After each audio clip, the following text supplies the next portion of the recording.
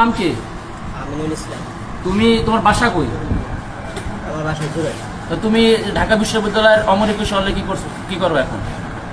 কেন আসছো ক্যাম্পাসে বলো? ক্যাম্পাসে আসছি। তুমি কখন আসছো সেটা বলো। আমি আসছি বিকেলে। বিকেল কয়টায়? বিকেল 4টা। 4টার দিকে। কেন আসছো ভাইয়া? তোমাকে কে নিয়ে আসছে এখানে?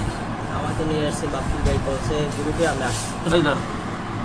বাপ্পি ভাইয়ের পরিচয়টা কি বলো? বাপ্পি ভাই সভাপতি ঢাকা মহানগর দক্ষিণ ছাত্রলীগ। বাপ্পি ভাই সভাপতি ঢাকা মহানগর দক্ষিণ ছাত্রলীগের সভাপতি।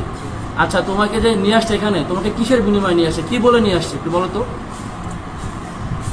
হ্যাঁ, তুমি যেখানে আসছো একটা উদ্দেশ্য নিয়ে তো আসছো, কি উদ্দেশ্য নিয়ে আসছো বলো। আমার আসছে, বলছে যে এখানে আর কি সবারই বলছে দোয়েল চত্বর থাকতো বিকেলে, এই জন্য আসছি।